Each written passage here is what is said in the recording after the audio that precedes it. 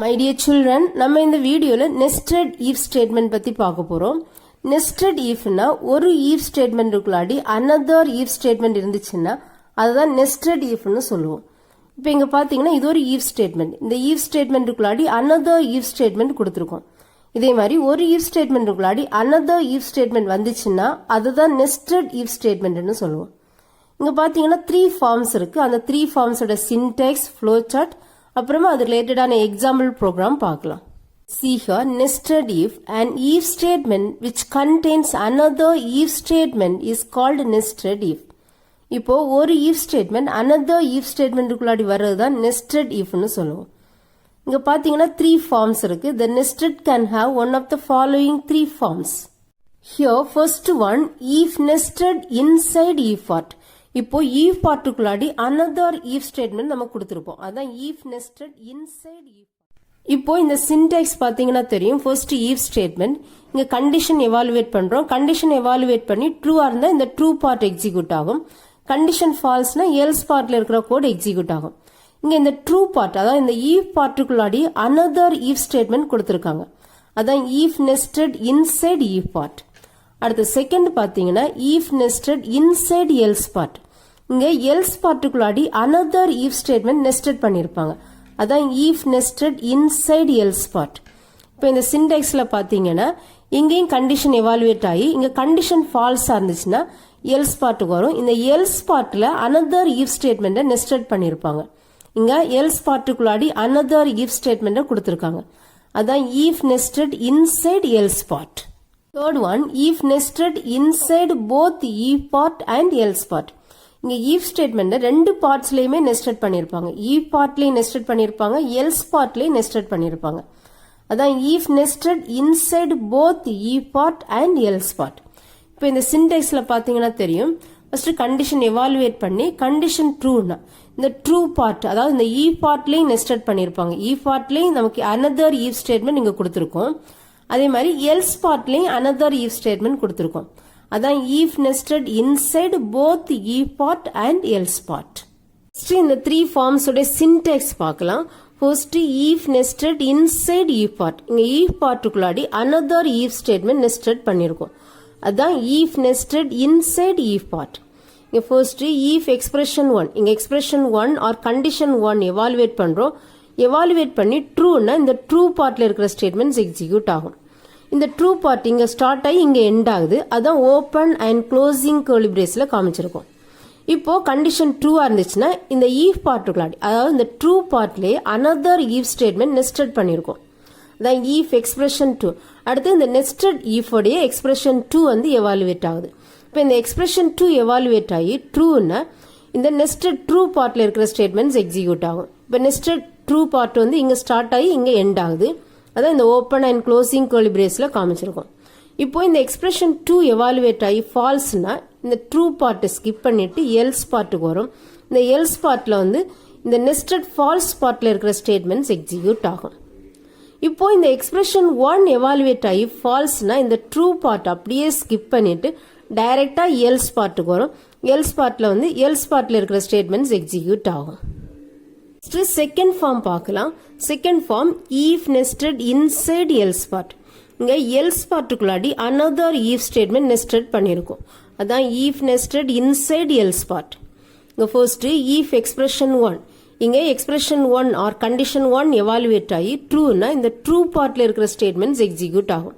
இந்த true part இங்க start ஆகி இங்க எண்ட் ஆகுது. இப்போ இந்த எக்ஸ்பிரஷன் 1 எவாலுவேட் ஆகி ஃபால்ஸ்னா இந்த எல்ஸ் பார்ட்டுக்கு வரும். இந்த ட்ரூ பார்ட் அப்படியே ஸ்கிப் பண்ணிட்டு இந்த எல்ஸ் பார்ட்டுக்கு வரும். எல்ஸ் பார்ட் இங்க ஸ்டார்ட் ஆகி இங்க எண்ட் ஆகுது. இந்த எல்ஸ் பார்ட்ல another if statement நம்ம நெஸ்டட் பண்ணிருக்கோம். இப்போ அந்த நெஸ்டட் if ஓட எக்ஸ்பிரஷன் 2 எவாலுவேட் ஆகும்.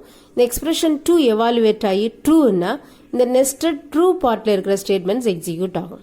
இப்போ இந்த எக்ஸ்பிரஷன் 2 எவாலுவேட் ஆகி ஃபால்ஸ்னா நெஸ்டட் ஃபால்ஸ் பார்ட்ல இருக்கிற ஸ்டேட்மெண்ட்ஸ் எக்ஸிக்யூட் ஆகும். நெக்ஸ்ட் தேர்ட் ஃபார்ம் பார்க்கலாம். இந்த தேர்ட் ஃபார்ம்ல நம்ம if ஸ்டேட்மெண்ட்டை ரெண்டு பார்ட்ஸ்லயுமே நெஸ்டட் பண்ணிருப்போம். if பார்ட்லயும் நெஸ்டட் பண்ணிருப்போம், else பார்ட்லயும் நெஸ்டட் பண்ணிருப்போம். அதான் if nested inside both if part and else part. இங்க ஃபர்ஸ்ட் if எக்ஸ்பிரஷன், இந்த எக்ஸ்பிரஷன் எவாலுவேட் ஆகி ட்ரூனா இந்த ட்ரூ பார்ட்ஸ் அதாவது இந்த if பார்ட்டுக்குள்ளாடி another if ஸ்டேட்மெண்ட்டை நெஸ்டட் பண்ணிருக்கோம்.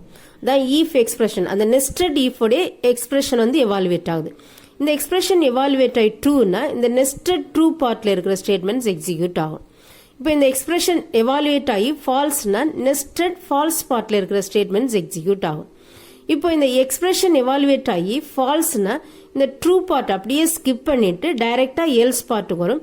எல்ஸ் பார்ட்ல என்ன பண்ணிருக்கோம், again another if statement nested பண்ணிருக்கோம். இப்போ இந்த நெஸ்டட் if உடைய எக்ஸ்பிரஷன் எவாலுவேட் ஆகி ட்ரூனா இப்போ இந்த ட்ரூ பார்ட், அதாவது நெஸ்டட் ட்ரூ பார்ட்ல இருக்கிற ஸ்டேட்மெண்ட்ஸ் எக்ஸிக்யூட் ஆகும். இப்போ இந்த எக்ஸ்பிரஷன் எவாலுவேட் ஆகி ஃபால்ஸ்னா நெஸ்டட் ஃபால்ஸ் பார்ட்ல இருக்கிற ஸ்டேட்மெண்ட்ஸ் எக்ஸிக்யூட் ஆகும். இங்க பாத்தீங்கன்னா போத் பார்ட்ஸ்லயுமே நமக்கு if ஸ்டேட்மெண்ட் நெஸ்டட் பண்ணிருப்போம். அதான் if nested inside both if part and else part. Next இந்த 3 ஃபார்ம்ஸ் உடைய ஃப்ளோ சார்ட் பார்க்கலாம். இங்க ஃபர்ஸ்ட் எப்படி if பார்ட்டுக்குள்ளாடி another if ஸ்டேட்மெண்ட் நெஸ்டட் பண்றது, அதோட ஃப்ளோ சார்ட் தான் இது. ஃபர்ஸ்ட் if ஸ்டேட்மெண்ட் அதோட கண்டிஷன், அதான் கண்டிஷன் 1 எவாலுவேட் பண்றோம். கண்டிஷன் 1 எவாலுவேட் பண்ணி ட்ரூவா இருந்துச்சுன்னா இந்த true part of the code execute ஆகும். இப்போ இந்த ட்ரூ பார்ட், அதாவது இந்த if பார்ட்டுக்குள்ளாடி அனதர் if ஸ்டேட்மெண்ட் இங்க கொடுக்குறோம். அந்த if ஸ்டேட்மெண்டோட கண்டிஷன் தான் இந்த கண்டிஷன் 2 கொடுத்துருக்கோம். கண்டிஷன் 2 எவாலுவேட் ஆகுது. கண்டிஷன் 2 எவாலுவேட் ஆகி ட்ரூவா இருந்துச்சுன்னா இந்த ஸ்டேட்மெண்ட் 1 எக்ஸிக்யூட் ஆகும். ஸ்டேட்மெண்ட் 1 எக்ஸிக்யூட் பண்ணிட்டு அடுத்து என்ன ஸ்டேட்மெண்ட் எக்ஸிக்யூட் பண்ணுமோ அந்த ஸ்டேட்மெண்ட்டுக்கு வரும். வந்து கனெக்டர் சிம்பிள். அடுத்து இந்த கண்டிஷன் 2 ஃபால்ஸா இருந்துச்சுன்னா ஸ்டேட்மெண்ட் 2 எக்ஸிக்யூட் ஆகும். ஸ்டேட்மெண்ட் 2 எக்ஸிக்யூட் பண்ணிட்டு அடுத்து எந்த ஸ்டேட்மெண்ட் எக்ஸிக்யூட் பண்ணுமோ அந்த ஸ்டேட்மெண்ட்டுக்கு வந்துடும். இங்க கண்டிஷன் 1 எவாலுவேட் பண்ணி ஃபர்ஸ்ட் கண்டிஷன் ஃபால்ஸா இருந்துச்சுன்னா அப்படியே இந்த ட்ரூ பார்ட்டை ஸ்கிப் பண்ணிட்டு இந்த ஃபால்ஸ் பார்ட்ல இருக்கிற ஸ்டேட்மெண்ட் 3 எக்ஸிக்யூட் பண்ணும். ஸ்டேட்மெண்ட் 3 எக்ஸிக்யூட் பண்ணிட்டு அடுத்து எந்த ஸ்டேட்மெண்ட் எக்ஸிக்யூட் பண்ணுமோ அந்த ஸ்டேட்மெண்ட்டுக்கு வரும். நெக்ஸ்ட் செகண்ட் ஃபார்ம் பார்க்கலாம். இந்த செகண்ட் ஃபார்ம்ல பாத்தீங்கன்னா எல்ஸ் பார்ட்ல நம்ம another if ஸ்டேட்மெண்ட் நெஸ்டட் பண்ணிருப்போம். அதான் if nested inside else part. இங்க என்ன பண்றோம், ஃபர்ஸ்ட் கண்டிஷன் எவாலுவேட் பண்றோம். கண்டிஷன் எவாலுவேட் பண்ணி ட்ரூவா இருந்துச்சுன்னா இந்த ட்ரூ பார்ட்ல இருக்கிற ஸ்டேட்மெண்ட்ஸ் எக்ஸிக்யூட் ஆகும். அதான் ஸ்டேட்மெண்ட் 1 வந்து எக்ஸிக்யூட் ஆகும். எக்ஸிக்யூட் பண்ணிட்டு அடுத்து என்ன ஸ்டேட்மெண்ட் எக்ஸிக்யூட் பண்ணுமோ அதுக்கு வந்துடும். அடுத்தது கண்டிஷன் ஃபால்ஸா இருந்துச்சுன்னா எல்ஸ் பார்ட்டுக்கு வரும். எல்ஸ் பார்ட்ல எகெயின் நம்ம என்ன பண்ணிருக்கோம், another if ஸ்டேட்மெண்ட் நெஸ்டட் பண்ணிருக்கோம். சோ இந்த another if ஸ்டேட்மெண்டோட கண்டிஷன் தான் இங்க எவாலுவேட் பண்ணிருக்கோம். அந்த கண்டிஷன் ட்ரூவா இருந்துச்சுன்னா ட்ரூ பார்ட்ல இருக்கிற ஸ்டேட்மெண்ட்ஸ் எக்ஸிக்யூட் ஆகும். இந்த ட்ரூ பார்ட்ல ஸ்டேட்மெண்ட் 2 இருக்கு, அது எக்ஸிக்யூட் பண்ணிட்டு அடுத்து என்ன ஸ்டேட்மெண்ட் எக்ஸிக்யூட் பண்ணுமோ அதுக்கு வந்துடும். அது கண்டிஷன் ஃபால்ஸா இருந்தா ஃபால்ஸ் பார்ட்ல இருக்கிற ஸ்டேட்மெண்ட்ஸ் எக்ஸிக்யூட் ஆகும். அதாவது ஸ்டேட்மெண்ட் 3 எக்ஸிக்யூட் ஆயிட்டு அடுத்து எந்த ஸ்டேட்மெண்ட் எக்ஸிக்யூட் பண்ணுமோ அந்த ஸ்டேட்மெண்ட்டுக்கு வந்துடும். நெக்ஸ்ட் தேர்ட் ஃபார்ம் பார்க்கலாம். இந்த தேர்ட் ஃபார்ம்ல நம்ம 2 பார்ட்ஸ்லயுமே போத் பார்ட்ஸ், அதாவது if part as well as else part, ரெண்டு பார்ட்ஸ்லயுமே நம்ம if ஸ்டேட்மெண்ட் நெஸ்டட் பண்ணிருக்கோம். அதான் if nested inside both if part and else part. First condition evaluate பண்றோம். கண்டிஷன் எவாலுவேட் பண்ணி ட்ரூனா இந்த ட்ரூ பிளாக்ல இருக்கிற ஸ்டேட்மெண்ட்ஸ் எக்ஸிக்யூட் ஆகும். இந்த ட்ரூ பிளாக்லயே, அதாவது இந்த if பார்ட்லயே another if statement nested பண்ணிருக்கோம். அடுத்து இந்த நெஸ்டட் if உடைய கண்டிஷன் எவாலுவேட் பண்றோம். கண்டிஷன் எவாலுவேட் பண்ணி ட்ரூனா இந்த நெஸ்டட் ட்ரூ பிளாக்ல இருக்கிற ஸ்டேட்மெண்ட்ஸ் எக்ஸிக்யூட் ஆகும். இப்போ இந்த கண்டிஷன் எவாலுவேட் பண்ணி ஃபால்ஸ்னா இந்த ட்ரூ பிளாக் ஸ்கிப் பண்ணிட்டு நெஸ்டட் எல்ஸ் பார்ட்ல இருக்கிற ஸ்டேட்மெண்ட்ஸ் எக்ஸிக்யூட் ஆகும். இப்போ இந்த கண்டிஷன் எவாலுவேட் பண்ணி ஃபால்ஸ்னா இந்த ட்ரூ பிளாக் அப்படியே ஸ்கிப் பண்ணிட்டு எல்ஸ் பார்ட்டுக்கு வரும். இந்த எல்ஸ் பார்ட்ல எகெயின் நம்ம another if ஸ்டேட்மெண்ட் நெஸ்டட் பண்ணிருக்கோம். எகெயின் இந்த நெஸ்டட் if உடைய கண்டிஷன் எவாலுவேட் ஆகுது. கண்டிஷன் எவாலுவேட் ஆகி ட்ரூனா இந்த ட்ரூ பிளாக், அதாவது நெஸ்டட் ட்ரூ பிளாக்ல இருக்கிற ஸ்டேட்மெண்ட்ஸ் எக்ஸிக்யூட் ஆகும். கண்டிஷன் எவாலுவேட் ஆகி ஃபால்ஸ்னா nested else part, nested false பார்ட்ல இருக்கிற ஸ்டேட்மெண்ட்ஸ் எக்ஸிக்யூட் ஆகும். அடுத்தது இந்த நெஸ்டட் if ஸ்டேட்மெண்ட் யூஸ் பண்ணி ஒரு எக்ஸாம்பிள் ப்ரோக்ராம் கொடுத்துருக்காங்க. இந்த ப்ரோக்ராம்ல ஒரு பர்சன் ஒரு ப்ராடக்ட்டை சேல்ஸ் பண்ணா அவங்களுக்கு எவ்வளவு கமிஷன் வரும், அந்த கமிஷனை தான் இங்க கால்குலேட் பண்ண போறோம். அதான் C++ program to calculate commission according to grade using nested if statement. இப்போ இது நமக்கு தெரியும். நம்ம மெயின் ஃபங்க்ஷன்ல இருந்து பார்க்கலாம். ஃபர்ஸ்ட் நம்ம ப்ரோக்ராமுக்கு தேவையான வேரியபிள்ஸ் நம்ம டிக்ளேர் பண்றோம். இங்க பாத்தீங்கன்னா ஒரு ப்ராடக்ட்டை நம்ம எவ்வளவு அமௌண்ட்டுக்கு சேல்ஸ் பண்றோம், அந்த சேல்ஸ் அமௌண்ட் தான் இந்த சேல்ஸ் வேரியபிள நம்ம ஸ்டோர் பண்ணி வைக்க போறோம். அதனால சேல்ஸ் வேரியபிள நம்ம இன்டிஜர் டேட்டா டைப்ல டிக்ளேர் பண்ணிருக்கோம். அடுத்து இந்த சேல்ஸ் அமௌண்ட்டை பேஸ் பண்ணி நம்ம அந்த பர்டிகுலர் பர்சனுக்கு எவ்வளவு கமிஷன் வரும் அந்த கமிஷனை கால்குலேட் பண்ண போறோம். கமிஷனை கால்குலேட் பண்றதுக்கு தான் கமிஷன் ஒரு வேரியபிள் எடுத்திருக்கோம். அந்த கமிஷன் வேரியபிளை இன்டிஜர் டேட்டா டைப்ல டிக்ளேர் பண்ணிருக்கோம். அடுத்து அந்த பர்டிகுலர் பர்சனோட கிரேட் என்னது, கிரேட் வந்து A, B, C இந்த மாதிரி கேரக்டர் டைப்ல இருக்கும். அதனால தான் இந்த கிரேட் வேரியபிளை கேரக்டர் டேட்டா டைப்பில் டிக்ளேர் பண்ணியிருக்கோம். இப்போ இங்கே நம்ம கமிஷன் கால்குலேட் பண்ண போகிறோம். இந்த கமிஷன் கால்குலேட் பண்ணிட்டு நமக்கு சேல்ஸ் அமௌண்ட் வேணும். ஸோ இந்த சேல்ஸ் அமௌண்ட்டை இன்புட்டாக வாங்கணும். ஸோ இந்த சேல்ஸ் அமௌண்ட்டை இன்புட்டாக வாங்குறதுக்கு முன்னாடி நம்ம யூசருக்கு தெரிஞ்சுக்கிறதுக்காக ஒரு மெசேஜை அவுட்புட் ஸ்க்ரீனில் டிஸ்பிளே பண்ண போகிறோம். ஸோ இந்த சி அவுட் ஆப்ஜெக்ட் யூஸ் பண்ணி ஒரு மெசேஜ் என்டர் சேல்ஸ் அமௌண்ட் அப்படின்னு ஒரு மெசேஜை அவுட்புட் ஸ்க்ரீனில் டிஸ்பிளே பண்ணுறோம். அதுதான் இந்த ஸ்டேட்மெண்ட் கொடுத்துருக்கோம், C out enter sales amount. இப்போ யூசருக்கு தெரியும் என்ன இன்புட் கொடுக்கணும்னு தெரியும், அதுக்காக தான் மெயினாக இந்த ஸ்டேட்மெண்ட் கொடுத்துருக்கோம். அடுத்து சி இன் சேல்ஸ். இப்போ சேல்ஸ் வேரியபிளை நம்ம இன்புட்டை வாங்குறோம், இன்புட்டை ரீட் பண்ணி வச்சிருக்கோம். இதோட இன்புட் சேல்ஸ் அமௌண்ட் வந்து சேல்ஸ் வேரியபிள் இருக்கு. அடுத்து சி அவுட் என்டர் கிரேட். இப்போ அந்த பர்டிகுலர் பர்சனோட கிரேட் எவ்வளவு, ஏ கிரேடா பி கிரேடா, அந்த கிரேட் வந்து கிரேட் வேரியபிளை நம்ம வாங்குறோம். இப்போ நம்ம இந்த சேல்ஸ் அமௌண்ட் ரீட் பண்ணியாச்சு. இந்த சேல்ஸ் அமௌண்ட்டை பேஸ் பண்ணி நம்ம கமிஷன் கால்குலேட் பண்ணலாம். அதுக்காக தான் இந்த சேல்ஸ் அமௌண்ட்டை பேஸ் பண்ணி கண்டிஷன் செக் பண்ணியிருக்கோம். இஃப் சேல்ஸ் கிரேட்டர் தேன் 5000, இப்போ அந்த பர்சன் 5000க்கு மேலே சேல்ஸ் பண்ணியிருக்காங்கன்னா அந்த பர்சனுக்கு எவ்வளோ கமிஷன் வரும் அதான் இங்கே கால்குலேட் பண்ணியிருக்கோம். ஆக்சுவலாக இங்கே பார்த்தீங்கன்னா இங்கே நார்மல் இஃப் எல்ஸ் ஸ்டேட்மெண்ட் தான் யூஸ் பண்ணியிருக்காங்க. இங்கே நெஸ்டட் இஃப் ஸ்டேட்மெண்ட் யூஸ் பண்ணலை. நெஸ்டட் இஃப்னா இங்கே இஃப் ஸ்டேட்மெண்ட்டுக்குள்ளாடி அனதர் இஃப் ஸ்டேட்மெண்ட் வரும், இல்லைன்னா அட்லீஸ்ட் எல்ஸ் பார்ட்லயாவது நம்ம அனதர் இஃப் ஸ்டேட்மெண்ட் கொடுக்கணும். இங்கே எதுலேயுமே நெஸ்டட் இஃப் கொடுக்கல. ஸோ இது வந்து normal simple if else statement தான் யூஸ் பண்ணியிருக்காங்க. இப்போ இந்த ப்ரோக்ராம் முடிச்சதுக்கு அப்புறம் நான் உங்களுக்கு நெஸ்டட் இஃபும் போட்டு காமிக்கிறேன். இங்க ஃபர்ஸ்ட் கண்டிஷன் செக் பண்றோம். இஃப் சேல்ஸ் கிரேட்டர் தென் 5000, இப்போ அவங்க 5000 மேல சேல்ஸ் பண்ணிருக்காங்கன்னா அவங்களுக்கு கமிஷன் வந்து 10%. அதான் இங்க கால்குலேட் பண்ணிருக்காங்க. Commission is equal to sales into 0.10. So நம்ம சேல்ஸ் பண்ண அமௌண்ட்டை 0.10 மல்டிப்ளை பண்ணால் நமக்கு கமிஷன் கிடைக்கும். அதான் commission is equal to sales into 0.10. அடுத்து நம்ம கமிஷன் கால்குலேட் பண்ணி கமிஷன் வேரியபிள் இருக்கு. இப்போ இதை நம்ம பிரிண்ட் பண்றோம். பிரிண்ட் பண்றதுக்கு சி அவுட் ஆப்ஜெக்ட் யூஸ் பண்றோம். டபுள் கோட்ஸ்ல நம்ம ஸ்லாஷ் என் எது கொடுக்குறோம்னா நியூ லைன் இன்சர்ட் பண்றது கொடுக்குறோம். அடுத்து நம்ம இங்க டபுள் கோட்ஸ்ல என்ன கொடுத்துருக்கோமோ அது அப்படியே டிஸ்பிளே ஆகும் கமிஷன். அடுத்தது இந்த கமிஷன் வேரியபிள் இருக்கிற வேல்யூ இங்க டிஸ்பிளே ஆகும். இப்போ நம்ம 6000க்கு சேல்ஸ் பண்ணிருக்கோம்னா நமக்கு 10% கமிஷன், அதில் 600 வரும். இங்க கமிஷன் 600 நமக்கு இங்க பிரிண்ட் ஆகும். இப்போ இந்த கண்டிஷன் ட்ரூனா இந்த ட்ரூ பிளாக் எக்ஸிக்யூட் ஆயிட்டு இந்த லூப் அவுட் வெளியே வந்து சி அவுட் குட் ஜாப் அப்படின்னு நமக்கு டிஸ்பிளே ஆகும். இப்போ இந்த கண்டிஷன் ஃபால்ஸ்னா அவங்க 5000 மேல சேல்ஸ் பண்ணல, 5000 கீழே சேல்ஸ் பண்ணிருக்காங்கன்னா இந்த ட்ரூ பிளாக் ஸ்கிப் ஆயிட்டு இந்த எல்ஸ் பார்ட் எக்ஸிக்யூட் ஆகும். எல்ஸ் பார்ட்ல இப்போ கமிஷன் கால்குலேட் பண்றோம். இப்போ அவங்க 5000 கீழே சேல்ஸ் பண்ணிருக்காங்கன்னா அவங்களுக்கு வந்து கமிஷன் வந்து 5% தான். அந்த 5% கால்குலேட் பண்றதுக்கு தான் இந்த சேல்ஸ் அமௌண்ட்டை 0.05 மல்டிப்ளை பண்றோம். அதான் commission is equal to sales into 0.05. அடுத்தது நம்ம இந்த கால்குலேட் பண்ண கமிஷனை பிரிண்ட் பண்றோம். அதான் சி அவுட் ஸ்லாஷ் என் நியூ லைன். அடுத்தது கமிஷன், நமக்கு இந்த கமிஷன் இங்க கால்குலேட் பண்ணி வச்சிருக்கிற வேல்யூ இங்க டிஸ்பிளே ஆகும். அடுத்தது இந்த எல்ஸ் பார்ட், இந்த பார்ட் எக்ஸிக்யூட் ஆயிட்டு அடுத்தது நெக்ஸ்ட் இந்த லூப் அவுட் வெளியே வந்து இந்த குட் ஜாப் அப்படின்னு மெசேஜ் நமக்கு டிஸ்பிளே ஆகும். நெக்ஸ்ட் இந்த ப்ரோக்ராமோட அவுட்புட் பார்க்கலாம். Enter sales amount. இங்க சேல்ஸ் அமௌண்ட் 6000 கொடுத்துருக்கோம். அடுத்தது என்டர் கிரேட் வந்து ஏ கொடுத்துருக்கோம். நம்ம இங்க கிரேட் பேஸ் பண்ணி எதுவுமே கால்குலேட் பண்ணல, இந்த சேல்ஸ் அமௌண்ட் பேஸ் பண்ணி தான் நம்ம இந்த கமிஷன் கால்குலேட் பண்ணிருக்கோம்.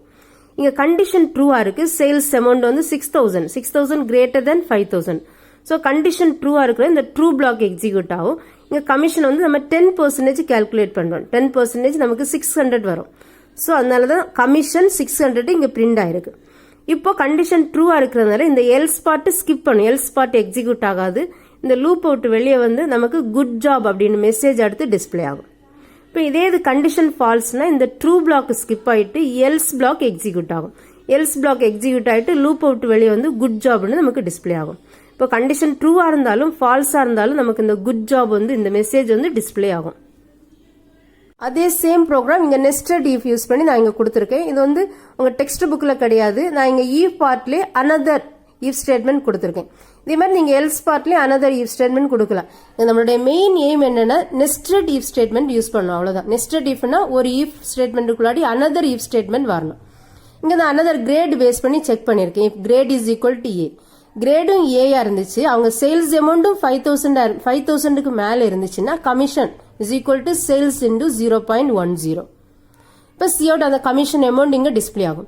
இப்போ கண்டிஷன் ஃபால்ஸ் ஆகுதுங்க. கிரேட் அமௌண்ட் வந்து அவங்களுக்கு 5000 மேலே சேல்ஸ் பண்ணியிருக்காங்க, பட் கிரேட் வந்து ஏ கிடையாதுன்னா இந்த எல்ஸ் பார்ட் எக்ஸிக்யூட் ஆகும். இங்கே commission is equal to sales into 0.08. இங்கே 8% தான் அவங்க சேல்ஸ் பண்ண அமௌண்ட்லேருந்து அவங்களுக்கு கமிஷன் வரும். ஸோ அந்த அமௌண்ட் இங்கே பிரிண்ட் பண்ணியிருக்கேன். இப்போ இந்த கண்டிஷன் ஃபால்ஸ்னா அவங்க வந்து 5000 மேலே சேல்ஸ் பண்ணலைன்னா இந்த எல்ஸ் பார்ட்டுக்கு வந்துடும். இந்த ட்ரூ பார்ட் அப்படியே ஸ்கிப் ஆயிரும். எல்ஸ் பார்ட்ல வந்து அவங்களுக்கு கமிஷன் வந்து 5% இங்க கால்குலேட் பண்ணி கமிஷன் அமௌண்ட் இங்க டிஸ்பிளே ஆகும். இப்போ நான் இது உங்களுக்கு டெமோ காமிக்கிறேன். நெக்ஸ்ட் இந்த நெஸ்டட் இஃப் ஸ்டேட்மெண்ட் யூஸ் பண்ணி நான் பார்த்த அதே சேம் ப்ரோக்ராம் டேவ் C++ல போட்டிருக்கேன். இப்போ இது எக்ஸிக்யூட் பண்ணி இதோட அவுட்புட் எப்படி வரும்னு பார்க்கலாம். இப்போ ஃபர்ஸ்ட் எக்ஸிக்யூட் போயிட்டு கம்பைல் பண்ணிக்கிறோம். கம்பைல் பண்ணும்போது நமக்கு ப்ரோக்ராம்ல எந்த எரோஸும் இல்லை. ஸோ ரன் பண்ணிக்கலாம். எக்ஸிக்யூட் ரன் பண்ணும்போது நமக்கு அவுட்புட் கன்சோல் யூனிட்ல நமக்கு அவுட்புட் டிஸ்பிளே ஆகும். ஃபர்ஸ்ட் இங்க என்டர் சேல்ஸ் அமௌண்ட் கேக்குது. நான் இங்க 6000 கொடுக்குறேன். So first condition satisfied. அடுத்தது கிரேடு கேக்குது. கிரேட் ஏ கொடுத்துருக்கேன். ஸோ நெஸ்டட் இஃப்ல இருக்கிற கண்டிஷனும் சாட்டிஸ்ஃபை ஆகுது. ஸோ இங்க 10% கமிஷன் கால்குலேட் பண்ணி கமிஷன் இஸ் ஈக்குவல் டு 600 நமக்கு டிஸ்பிளே ஆகும். இப்போ அடுத்தது எகெயின் நான் ரன் பண்றேன். ரன் பண்ணும்போது நான் இங்க ஃபர்ஸ்ட் கண்டிஷன் சாட்டிஸ்ஃபை பண்றேன். அடுத்தது நெஸ்டட் இஃப்ல இருக்கிற கண்டிஷன் ஃபால்ஸ் ஆகுற மாதிரி கொடுக்குறேன். இங்க வந்து நான் பி கிரேடு கொடுக்குறேன். இப்போ நமக்கு வந்து கமிஷன் வந்து 8% தான் கால்குலேட் பண்ணும். 6000ல 8% பார்த்தீங்கன்னா கமிஷன் 480 வரும். அடுத்தது இந்த கண்டிஷன் வந்து ஃபால்ஸ் ஆகுற மாதிரி கொடுக்குறேன். ரன் பண்ணும்போது நான் இங்கே அமௌண்ட் வந்து 4000 கொடுக்குறேன். ஸோ 5000 மேலே என்ன தான் 10% நமக்கு இங்கே கால்குலேட் பண்ணும். இங்கே ஃபர்ஸ்ட்ல நமக்கு கண்டிஷன் ஃபால்ஸ் ஆகுது. ஃபால்ஸ் ஆகும்போது நமக்கு இங்கே 5% தான் இங்கே கமிஷன் வந்து கால்குலேட் பண்ணும். இப்போ 4000ல 5% வந்து 200 தான் நமக்கு கமிஷன் வரும். இதே மாதிரி டிஃப்ரெண்ட் வேல்யூஸ் கொடுத்து நீங்கள் ப்ரோக்ராம் போட்டு பாருங்க. மை டியர் சில்ட்ரன், நம்ம இந்த வீடியோவில் நெஸ்டட் இஃப் ஸ்டேட்மெண்ட்னா என்னன்னு பார்த்தோம். அப்புறமா அதோட 3 ஃபார்ம்ஸ் பார்த்தோம். அந்த 3 ஃபார்ம்ஸோட சின்டெக்ஸ் எப்படி இருக்கும், அப்புறமா அதோட ஃப்ளோ டயக்ராம் எப்படி இருக்கும்னு பார்த்தோம். அப்புறமா இது பேஸ் பண்ணி கமிஷன் கால்குலேட் பண்ணுறது ஒரு சிம்பிள் எக்ஸாம்பிள் ப்ரோக்ராம் பார்த்தோம். எல்லாருமே இந்த ப்ரோக்ராம் போட்டு பாருங்க. டிஃப்ரெண்ட் வேஸில் நீங்கள் போட்டு பாருங்க. ட்ரை பண்ணுங்க. Thank you children.